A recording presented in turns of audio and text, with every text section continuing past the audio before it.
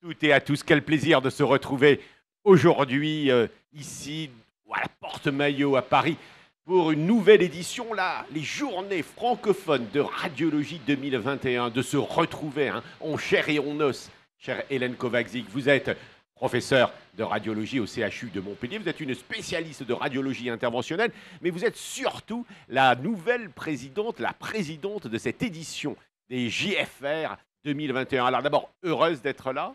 Très très heureuse, oui, c'est un grand honneur pour moi. Bonjour Pascal. Alors c'est un grand cru, est-ce que ce sera un grand cru, une bonne édition? Ce sera un excellent millésime qu'on a préparé depuis un an, qui a traversé les péripéties de l'ère Covid et qui se tient enfin en présentiel. Donc c'est un grand bonheur, oui, d'être là debout avec vous. Alors à la fois en présentiel mais aussi en digital, enfin c'est tout un... C'est presque des JFR augmentés, c'est ça? Ce sont carrément des JFR augmentés puisqu'on a profité de tous les progrès technologiques que nous ont contraints, pour lesquels on a été contraints cette année pour proposer une édition qui est complète et moderne. Voilà. Contraint, mais en réalité, je crois que toutes les équipes ont appris à travailler différemment et à développer du digital. C'est un grand congrès, c'est à la fois un grand congrès en présentiel, comme vous l'avez souhaité, mais c'est aussi un grand congrès digital. Tout à fait, et puis ça nous a donné l'occasion de recentrer le présentiel sur tout ce qui est interactif et tous les moments partagés et de laisser un peu plus de pédagogie traditionnelle sur le numérique. Et c'est important pour nous aussi de renouveler la forme et de retrouver le contact, le dialogue et le débat. Voilà, alors nous ouvrons ce vendredi 8 octobre 2021 cette nouvelle édition jusqu'à lundi. Jusqu'à lundi. Avec des tas, comme à la fois d'habitude, mais avec un grand nombre de rendez-vous, de rencontres, de formations, d'informations. Ce plateau de télévision qui sera le poumon des CJFR. Tout à fait, il y a des nouveautés cette année et une des nouveautés, c'est justement la mise en place du village One Health qui est juste en face de moi, attenant au plateau TV où vous allez accueillir beaucoup d'acteurs du monde de l'éco-responsabilité et on est très heureux de donner cette dimension nouvelle à la radiologie. Alors, éco-responsabilité, soyons francs, on ne vous attendait peut-être pas là, les radiologues d'une manière générale, les médecins, et pourtant vous avez vraiment porté, vous voulez porter ce nouveau signe de l'évolution de la radiologie. Dites-nous en quelques mots. Complètement. Moi, je voyais les internes qui arrivaient avec leur gourde à l'hôpital et on avait l'impression que l'éco-responsabilité s'arrêtait là, la gourde à la place de la bouteille en plastique. Or, à l'hôpital, on peut faire beaucoup de choses et dans nos activités de métier, à la fois de numérique, d'environnement, de gestion des déchets. Et on voulait essayer de voir comment on pouvait faire mieux. Voilà. Alors, d'ailleurs, la grande conférence qui aura lieu dans quelques heures, maintenant, à 10h30, ici, à quelques pas de ce grand plateau, va ouvrir ces JFR 2021 avec deux thèmes centraux.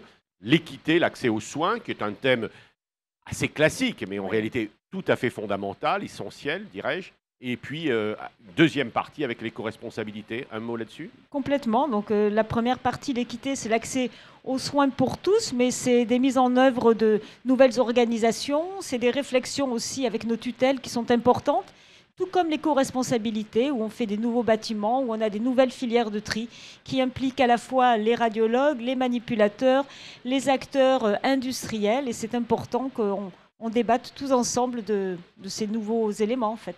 Alors, je disais qu'on n'attendait peut-être pas les radiologues, et encore, c'est-à-dire que les radiologues sont des médecins de technologie, c'est des médecins qui s'intéressent beaucoup à l'innovation médicale, technologique, et donc il faut inciter à avoir peut-être des attitudes différentes, ce qu'on appelle un peu l'éco-conduite, j'imagine. Oui, tout à fait. Radiologue, on est aux frontières de deux types d'activités. Une activité où on utilise énormément le numérique, on produit des images, on transfère des images, on stocke des images, on consomme beaucoup de numérique. Dans un dossier médical patient, c'est énorme. Donc, on est pris à partie dans cette économie, cette sobriété numérique qui serait souhaitable.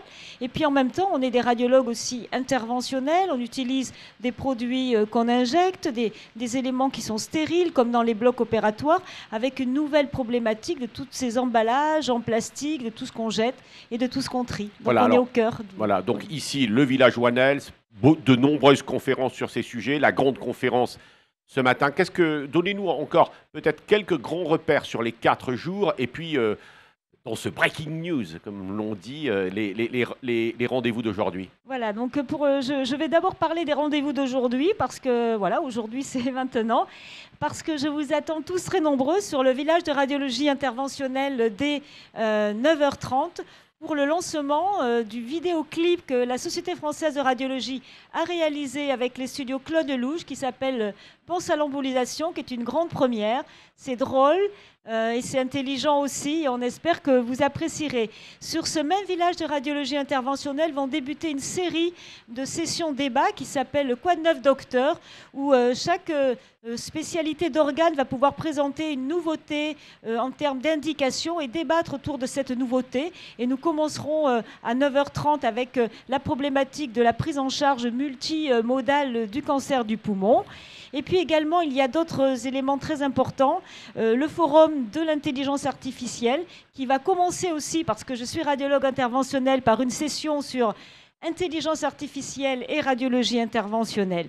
Enfin, nous finirons la journée par la conférence inaugurale et la remise des médailles. Nous devons honorer tous les gens qui ont collaboré depuis des années, français et étrangers, avec la Société française de radiologie, mais également finir cette journée sur une note d'optimisme en évitant Philippe Gabillier, qui nous parlera justement, éloge de l'optimisme, de l'espoir appliqué à notre métier qui est la radiologie. Et ça, c'est 18h dans le Grand Amphi, et j'espère que vous serez nombreux.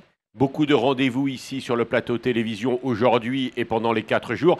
Le plateau de télévision que j'animerai avec mes consoeurs et confrères Christelle Joly et Michel Blaise-Pascaud et toute l'équipe de la SFR.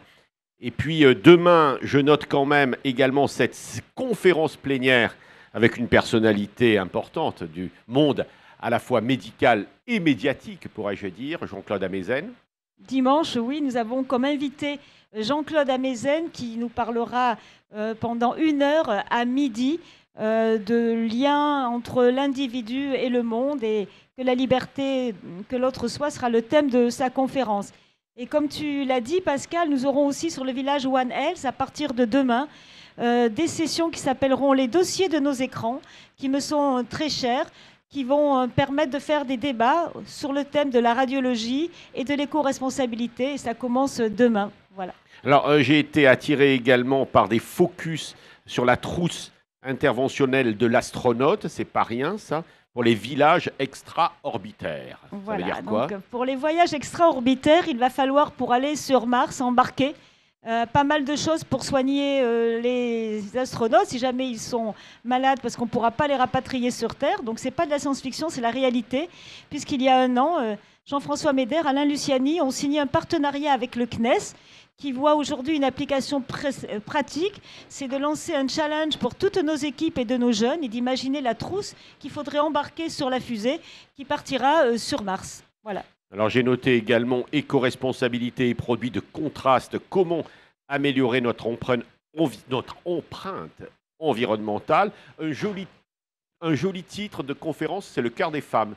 Oui, alors plusieurs thèmes, bien sûr.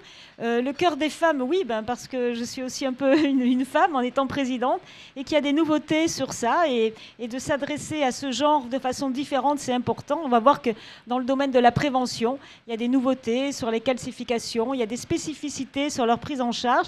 Et puis les femmes seront à l'honneur aussi demain dans une session interventionnelle qui est managée par Vania Tacher. C'est les femmes en radiologie interventionnelle. Nous inviterons des femmes étrangères parce que cette spécialité se pratique de façon différente dans le monde, et nous ferons un point sur ça. Et on fera même de l'histoire dans ces JFR.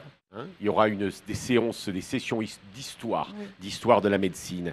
Voilà, écoutez, nous nous retrouverons tous les matins et vous nous représenterez donc toutes les actualités de la journée. Je vous souhaite,